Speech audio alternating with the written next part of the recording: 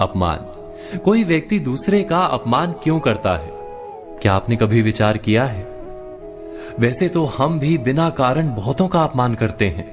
हमारा अपना अपमान भी बहुत बार होता है।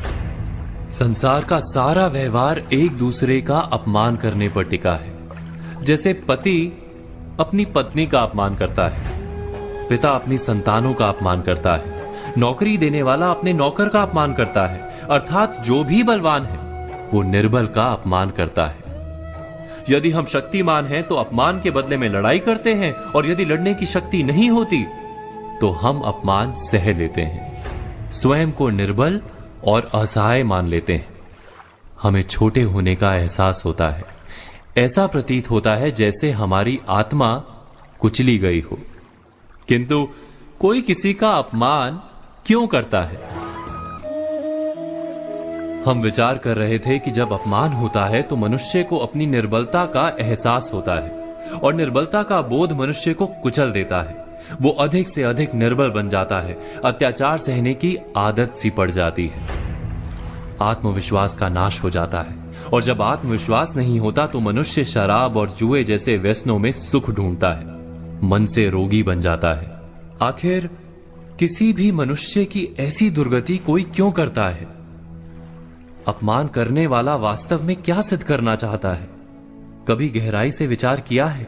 वास्तव में हम किसी का अपमान करते हैं उसकी निर्बलता सिद्ध करने के लिए, यह बताने के लिए कि हम अधिक शक्तिमान हैं। अर्थात वास्तव में अपमान करने वाला स्वयं अपने आप को शक्तिमान या बलवान सिद्ध करने का प्रयास कर रहा है। अपमान करने वाला हकीकत में अपनी शक्ति से आश्वस्त नहीं है, उसे अपनी शक्ति पर भरोसा नहीं है। दूसरों को चुनौती देकर वो अपनी शक्ति पर विश्वास प्राप्त करने की कोशिश करता है। क्या ये सच नहीं कि जब हम किसी का अपमान करते हैं तो वास्तव में इतना ही प्रकट करते हैं कि हमें अपने बल पर भरोसा नहीं? हमें ये संसार एक अविरत संघर्ष प्रतीत होता है, कभी ना रुकने वाली एक जंग सी दिखाई देती है।